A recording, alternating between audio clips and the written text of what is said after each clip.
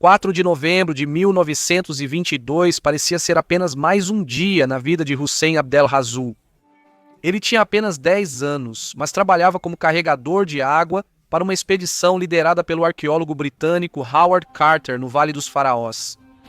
Ele foi contratado com a permissão da família ao chegarem a Luxor. Na verdade, Carter havia se afeiçoado ao garoto, pois ele lhe lembrava seus próprios começos como arqueólogo no Egito. A rotina de Hussein era clara.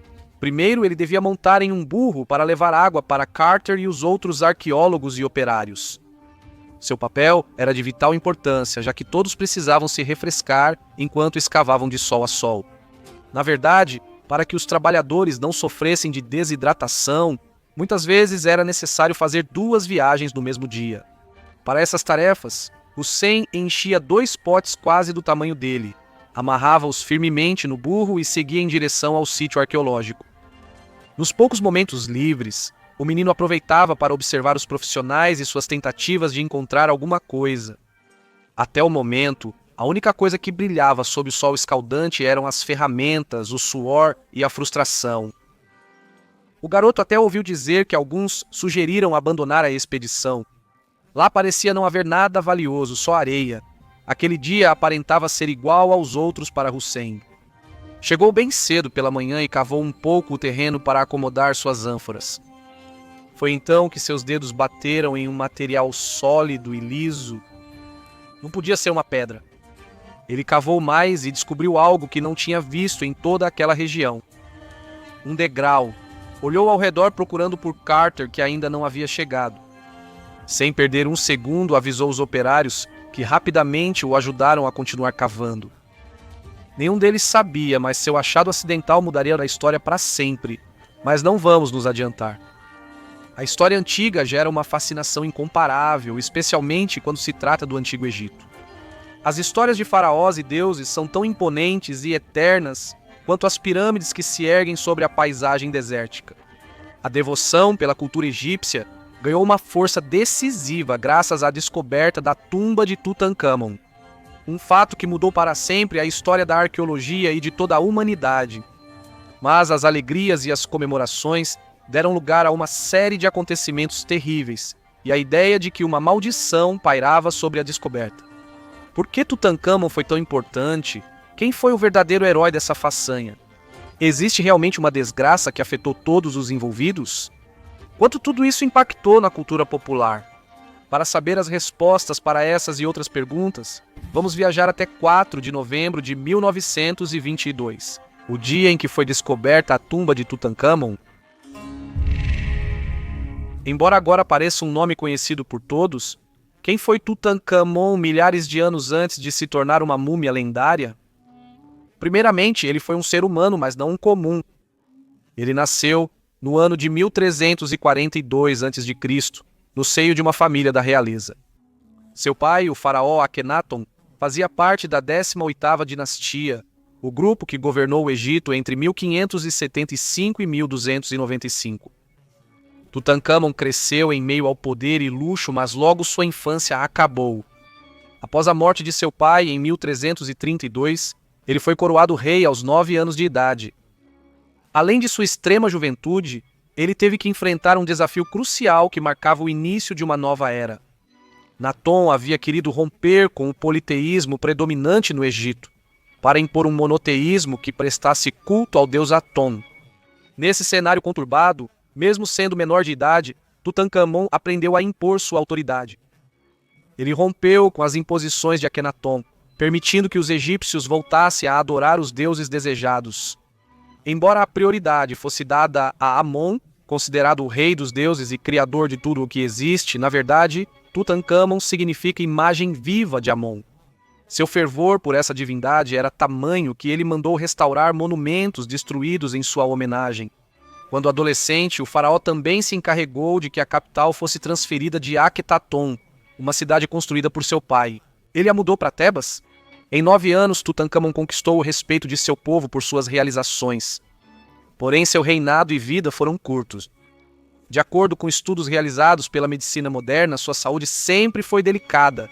Ele sofria de uma deformidade no pé esquerdo, coluna vertebral curva e palato fendido. Existem teorias que dizem que esses problemas derivavam da endogamia da família real. Por isso, ele sentia dores terríveis e seu sistema imunológico era fraco. Assim, ele contraiu malária e supõe-se que essa doença tirou sua vida em 1325 a.C., ou seja, quando ele tinha apenas 18 ou 19 anos. No entanto, não foram preservados registros exatos de seu falecimento, e isso daria origem às teorias sobre as quais vamos falar mais adiante.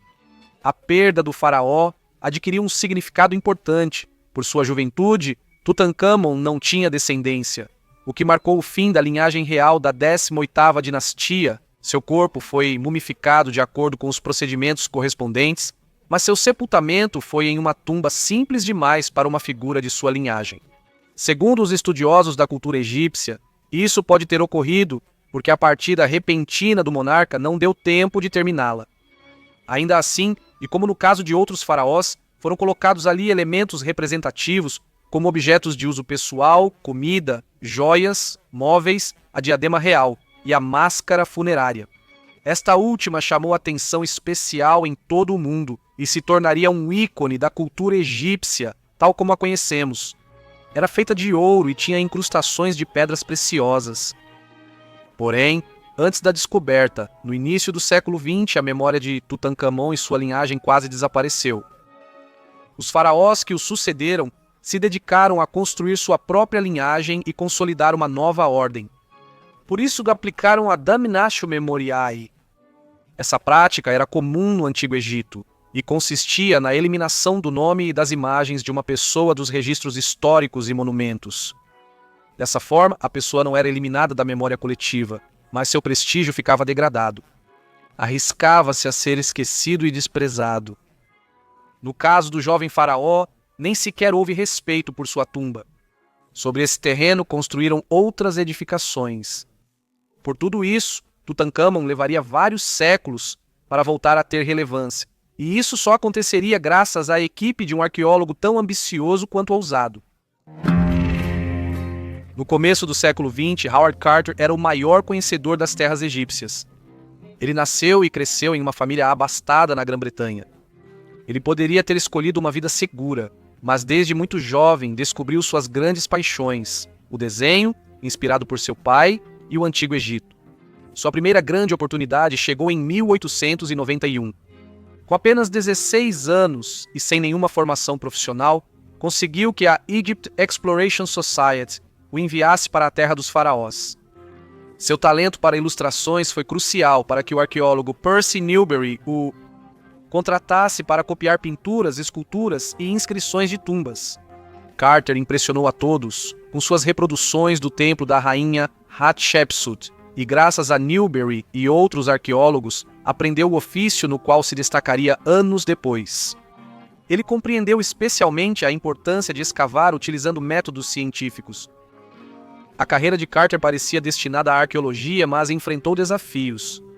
O dinheiro começou a escassear e ele não queria retornar à Inglaterra. Ele amava o Egito e queria ficar, mesmo tendo que se virar para sobreviver. Assim, ele fez ilustrações e vendeu antiguidades, o que fosse preciso para manter contato com a cultura e o povo local. Ele sabia que havia muito a ser descoberto e queria fazer parte daquelas expedições que passavam semanas inteiras escavando nas terras onde se desenvolveu o Antigo Egito. Seus sonhos começaram a tomar forma em 1909, quando conheceu George Herbert, o quinto conde de Carnarvon.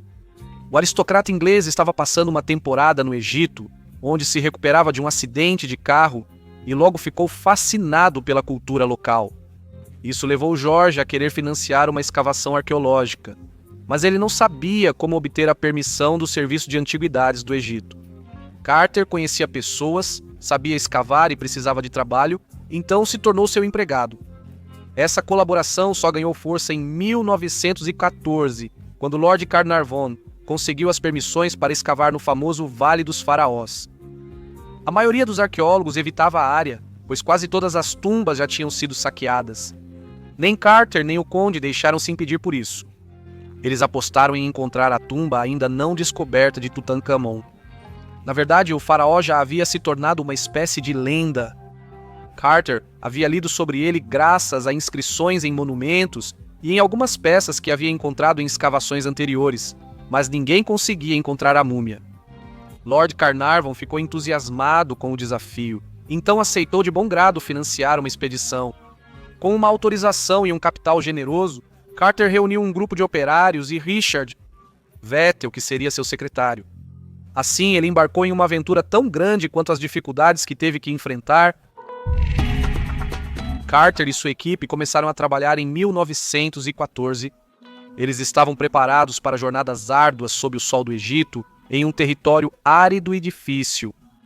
Porém, a experiência foi ainda mais árdua do que o esperado. Eles limparam o solo do Vale dos Reis, mas não encontraram nada significativo, apenas restos deixados pelos antigos trabalhadores. Assim como os outros arqueólogos comentaram, parecia não haver mais nada na área. Carter quis continuar procurando, mas teve que interromper a tarefa quando, naquele mesmo ano, estourou a Primeira Guerra Mundial. Embora o conflito estivesse acontecendo na Europa, não foi possível continuar com a missão, e isso desmoralizou o arqueólogo Lord Carnarvon, Vettel e todos os envolvidos. O conflito se estendeu por anos, então parecia que nunca poderiam retomar a busca pelo túmulo de Tutancâmon. Mas eles não perderam o entusiasmo e quando a guerra terminou, em 1918, retornaram com energia renovada ao Vale dos Reis. Como aconteceu no início, a rotina das escavações sempre terminava em nada. A lentidão do procedimento e o cansaço ameaçavam enlouquecer o grupo. Carter poderia ter desistido, mas dobrou sua aposta e pediu o mesmo aos seus homens. Eles cavaram exaustivamente em jornadas monótonas. Os anos foram passando sem que percebessem. 1919, 1920, 1921. No início de 1922, até o próprio Lord Carnarvon estava perdendo a paciência. Carter foi informado que ir atrás da tumba de Tutancâmon talvez tenha sido um erro, que a empreitada estava condenada ao fracasso e que talvez nunca encontrassem seus restos. O arqueólogo mostrou a ele uma descoberta recente, pequenos objetos mencionando o jovem rei, afirmando que estavam se aproximando de algo. Ainda duvidoso, o aristocrata concordou em financiar mais uma temporada de expedição. Se não encontrassem a tumba de algo importante, dariam tudo por encerrado. Ciente de que era sua última chance, Carter incentivou os trabalhadores a cavarem com mais afinco. Todos recuperaram as energias para não perder a chance que lhes restava, mas mais uma vez os dias se passaram e não tiveram sorte. No fim de 1922, o panorama estava distante de ser otimista. Carter pensava em como diria à sua equipe e a si mesmo que tudo havia terminado, que o esforço tinha sido em vão. Mas então, o pequeno Hussein avisou que tinha descoberto algo na areia, e é assim que nossa história volta ao começo. Na manhã de 4 de novembro de 1922, Carter chegou ao setor do Vale dos Reis, onde as escavações ocorriam. Ele estava decidido a não continuar abusando dos recursos de Carnarvon e retirar sua equipe, mas uma notícia mudou o seu dia. Ele chegou ao setor onde sua equipe havia removido os restos de uma cabana de antigos trabalhadores e, para sua surpresa, percebeu que todos estavam em silêncio. Junto a eles estava Hussein, que apontou o que acabara de descobrir. Tratava-se da descoberta mais importante do ano, talvez até das últimas décadas. Um degrau de pedra. Carter achou bom demais para ser verdade e mandou limpar ainda mais o setor. E rapidamente tudo ficou claro. Era a entrada para uma escada esculpida na pedra. Estava a 13 pés abaixo do acesso à tumba de Ramsés VI e com uma profundidade parecida ao nível do vale. Carter e sua equipe passaram o dia cavando incansavelmente. E após algumas horas, eles tinham diante de si 16 degraus da escada que levava a uma porta fechada. A decoração, com selos, entre os quais se destacava o de um chacal que aparece acima de 9 prisioneiros amarrados, era o indício de que estavam diante de uma necrópole. O arqueólogo aproveitou uma fresta na porta para iluminar com uma lamparina e avançou por um corredor cheio de lixo e pedras. Carter soube que estava diante da tumba de Tutancâmon, tumba que, por milagre, não havia sido saqueada por ladrões. Ele poderia tê-la aberto naquele momento, mas não o fez. Ordenou que um destacamento das forças de segurança aguardasse. E no dia 6 de novembro, ele foi até um correio para enviar um telegrama ao Lord Carnarvon, que estava no Reino Unido. Além de lhe contar a novidade, sem esconder sua felicidade, ele informou que a porta não seria aberta até o seu retorno. Apesar da ansiedade da equipe, Carter aguardou seus mecenas. Lord Carnarvon chegou a Luxor em 23 de novembro e 3 dias depois, estava diante da descoberta que tanto desejava. Os operários removeram os escombros do corredor atrás da porta e logo se depararam com outra, igualmente selada. O arqueólogo fez um pequeno buraco na parte superior e aproximou uma vela para iluminar o interior. Lord Carnarvon perguntou: "Você consegue ver alguma coisa?" Ao que Carter respondeu: "Sim, coisas maravilhosas." De fato, dentro daquela tumba minúscula, ele distinguia objetos dourados e móveis vistosos. A equipe finalmente conseguiu entrar em 27 de novembro e todos ficaram deslumbrados com as riquezas daquele recinto. Lá estava o trono e também estátuas douradas. Nunca ninguém tinha encontrado tesouros daquela magnitude, mas ainda havia mais, pois os exploradores tinham chegado à antecâmara e ao anexo. Somente em fevereiro de 1923, Carter conseguiu acessar a câmara funerária e encontrou os sarcófagos de Tutancâmon. Depois de anos de sacrifícios, de escavar sem resultados, à mercê da dura natureza egípcia, o arqueólogo havia alcançado seu objetivo. A notícia da descoberta chegou primeiro a Luxor e depois se espalhou pelo mundo inteiro. Carnarvon foi rápido e astuto. Vendeu os direitos da exclusividade para o jornal The Times, de Londres, e assim conseguiu 5.000 libras por contar a história. Além disso, ele receberia 75% dos lucros pela venda dos textos e fotografias para outros meios de comunicação impressos. Para obter fotos da tumba, deve-se solicitá-las somente ao The Times. Assim, ele recuperou grande parte da fortuna investida na expedição. Mas a satisfação de fazer história superava qualquer pensamento capitalista. A descoberta da tumba de Tutancâmon causou um alvoroço sem precedentes, mas o fenômeno estava apenas começando e, com o tempo, adquiriu uma faceta bastante sombria. No início de 1923, ninguém falava de outra coisa que não fosse a descoberta da tumba de Tutancâmon. Virou assunto de conversa, até mesmo entre aqueles que não conheciam a cultura do Antigo Egito. Mas logo surgiu outro tema derivado: a ideia de que existia uma maldição que foi liberada no momento da descoberta da tumba de Tutancâmon. Uma maldição que, segundo diziam, já vitimou várias pessoas. A primeira tinha sido o próprio Lord Carnarvon em abril de... O homem, que havia financiado a expedição, estava hospedado no Hotel Savoy do Cairo quando começou a sentir febre alta e algumas horas depois faleceu. Segundo os médicos, ele havia sofrido uma septicemia causada pela picada de um mosquito com erisipela. No entanto, uma segunda e estranha teoria veio por parte de Arthur Conan Doyle, nada menos que o criador do detetive Sherlock Holmes. O escritor afirmou que a aristocrata havia sido vítima de um mal elemental que afetava aqueles que haviam profanado a tumba de Tutancâmon. Ou seja, uma maldição havia sido desencadeada. Conan Doyle era um fanático por histórias de fantasmas e acreditava fervorosamente na existência de fenômenos paranormais que podiam afetar os seres humanos. As palavras de Doyle ganharam mais força 5 meses depois, com a notícia de que o coronel Aubrey Herbert, irmão de Lord Carnarvon, também havia falecido. Ele havia presenciado as últimas etapas das escavações e morreu devido a problemas respiratórios. Outro visitante da tumba foi George J. Gould, um financista americano que algum tempo depois perdeu a batalha contra uma pneumonia devastadora. Mais misteriosa foi a partida de Bethel em 1929. O secretário de Carter, no caso dele, nunca se conseguiu determinar a causa. Diante da sequência de mortes, os olhares se voltaram para Carter, o rosto mais visível da descoberta, como se um destino sombrio pairasse sobre ele. No entanto, ele se manteve saudável por muito tempo e até aproveitou o impacto de sua façanha. Faleceu em 1939 por causas naturais, aos 64 anos. Além dos falecimentos, houve relatos de acontecimentos estranhos ao redor da tumba e de outras pessoas envolvidas em sua descoberta, desde tempestades repentinas até quedas de energia sem explicação, passando por acidentes e doenças entre os operários que haviam acompanhado Carter. Também foi notada a presença de uma cobra na expedição, um animal associado à realeza, no Egito. A maldição de Tutancâmon ficou tão famosa quanto sua descoberta. mas com o tempo tentativas surgiram para explicar as tragédias racionalmente. Por um lado, foi dito que era uma versão criada para afastar possíveis saqueadores. Por outro lado, surgiu o mito de que era puro marketing para aumentar o fascínio pelo achado. Nas últimas décadas, estudos científicos determinaram que, ao abrir a tumba, poderiam ter sido liberados fungos ou bactérias mortais que cresceram durante séculos nos caixões fechados. Principalmente o fungo Aspergillus, muito comum nas múmias.